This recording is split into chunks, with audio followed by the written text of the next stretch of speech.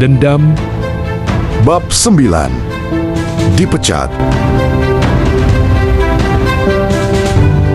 Setelah makan di kantin, aku dan Aldian kembali ke kantor. Tidak banyak yang kami bicarakan ketika kami berdua berjalan berbarengan. Beberapa pasang mata memandang aneh kepadaku, mungkin karena kejadian beberapa hari yang lalu itu. Namun mungkin karena perasaanku sudah kebas, hingga aku tiada merasakan apa-apa, apalagi risih. Bodoh amat, mereka nggak tahu apa-apa kok malah sibuk. Shanum, ditunggu Pak Bos di ruangannya. Tiba-tiba Juni, rekan kerjaku datang memberitahuku. Nafasnya nampak sedikit terengah. Mungkin karena ia telah mencariku kemana-mana. Pak Bos yang disebutnya adalah Bos Rudi. Dicari Bos Rudi. Ada apa ya? Aldian bertanya menimpali. Ia sedikit terlihat panik. Nggak tahu. Tadinya Pak Bos menyuruhku untuk memanggil Shanum pada jam istirahat. Tapi aku tidak menemukan kamu, Shanum. Ucap Juni, ditujukan kepadaku. Baiklah, aku akan ke sana. Jawabku lalu bergegas meninggalkan mereka berdua dan menuju ke ruang Bos Rudi. Masuk, terdengar suara sesaat setelah aku mengetuk pintu ruangan Bos Rudi. Oh, kamu Shanum, silahkan duduk. Perintah Bos Rudi rada tegas. Aku mengangguk sopan, lalu menduduki sebuah kursi di depan meja Bos Rudi. Ada apa Pak Bos mencari saya? Tanyaku sebelum Bos Rudi bertanya. Bos Rudi menutup layar laptop di hadapannya, lalu menatapku sejenak. Begini Shanum, langsung saja, kejadian beberapa hari yang lalu cukup membuat kegaduhan di kantor ini. Banyak orang yang berpikiran buruk kepadamu, juga kepada diri saya sendiri. Karena hal tersebut, dengan sangat menyesal saya harus membebaskan kamu dari pekerjaan di kantor ini. Ucap Bos Rudi terlihat tidak tega. Aku terdiam beberapa detik. Aku tahu itu artinya aku dipecat dari pekerjaanku. Ya Tuhan, masalah apa lagi yang harus aku hadapi? Keluhku di dalam hati. Baiklah Pak Bos, saya akan segera mengemasi barang-barang saya. Hanya itu yang sanggup aku katakan. Aku sedih karena aku harus kehilangan pekerjaan satu-satunya yang menjadi harapan untukku bertahan hidup. Itu semua karena ketidakseimbangan pikiranku waktu itu, sehingga melakukan tindakan di luar kesadaranku. Maafkan saya, ujar Bos Rudi, tidak enak hati. Aku hanya mengangguk dan bangkit dari tempat dudukku bersiap untuk pergi. Tok tok tok, pintu diketuk 3 kali sebelum aku mencapai ambang pintu itu. Aku menoleh kepada Bos Rudi, karena aku tidak mau lancang membuka pintu tersebut. Bos, Rudi bangkit dari tempat duduknya dan membuka sendiri pintunya. Bos Dani? Ada apakah gerangan Bos Dani datang ke kantor kecil kami tanpa harus memberitahu dulu?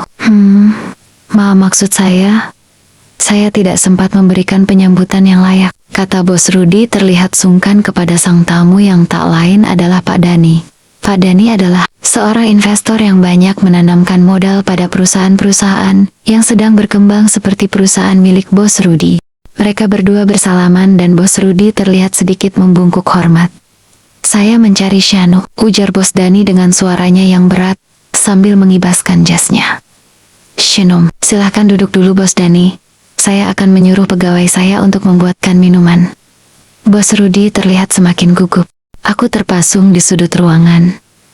Ada apa Bos Dani mencariku? Apakah proposal yang kukirimkan tempo hari membuatnya marah? Lebih baik aku bertanya langsung kepadanya, tanpa perlu meminta izin dulu kepada Bos Rudi. Bukankah aku bukan karyawati Bos Rudi lagi?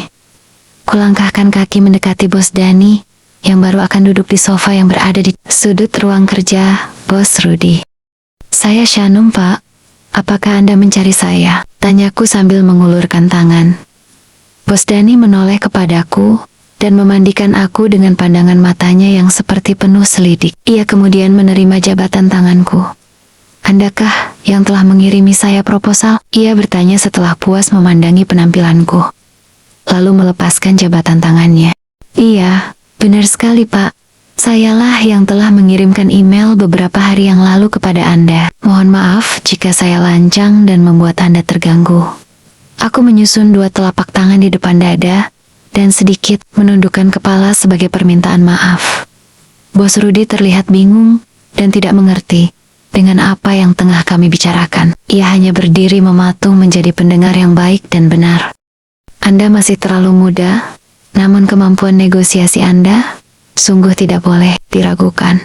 Komentar Bos Dani, yang kini berkenan memberi sedikit senyuman dari wajahnya yang biasa terlihat acuh dan dingin. Lelaki yang terlihat sepantaran dengan Bos Rudi itu, kini terlihat lumayan ramah.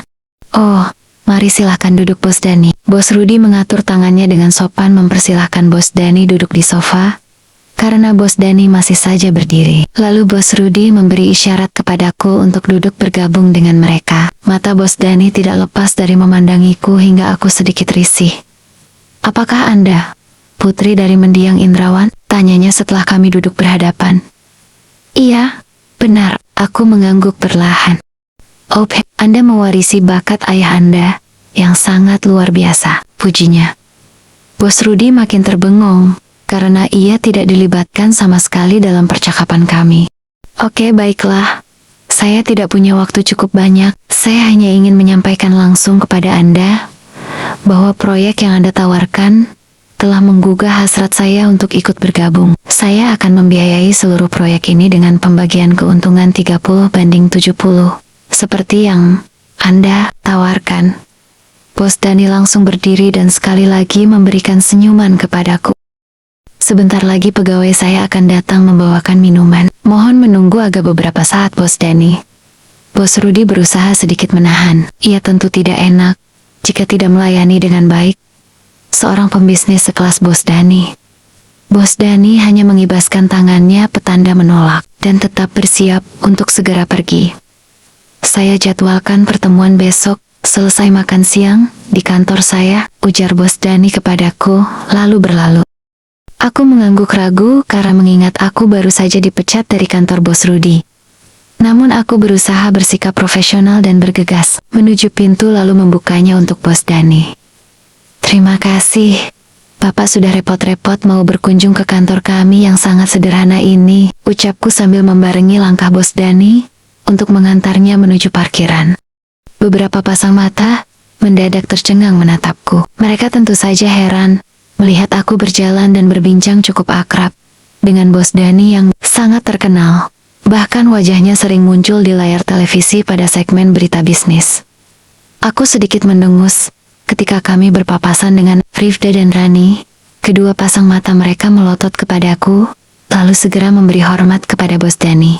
Sesampai di halaman parkir, dua orang pegawai Bos Dani datang menyambut. Salah satu dari mereka segera membawakan tas milik Bos Dani, lalu mempersilahkan lelaki itu masuk ke dalam mobil mewah seharga puluhan miliar. Mereka berlalu, dan Bos Dani melambaikan tangannya kepadaku. Sungguh aku merasa tersanjung. Setelah Bos Dani berlalu, aku bergegas kembali ke meja kerjaku, dan langsung berkemas. Aku mengambil sebuah kotak untuk menyimpan barang-barang pribadiku. Dipecat ya? Hahaha. Celutuk Rifda pedas. Ia melipat tangan di dada sambil mengawasiku berkemas. Kasihan banget. Sudahlah ditikung mak sendiri. Sekarang dipecat pula dari pekerjaan. Hahaha. Rani datang langsung menimpali ucapan Rifda. Kemudian mereka tertawa berbarengan. Ku kepalkan tanganku, dan aku bersiap untuk menghajar mereka berdua. Tiba-tiba, Shanum. Selengkapnya di playlist Dendam Channel ini.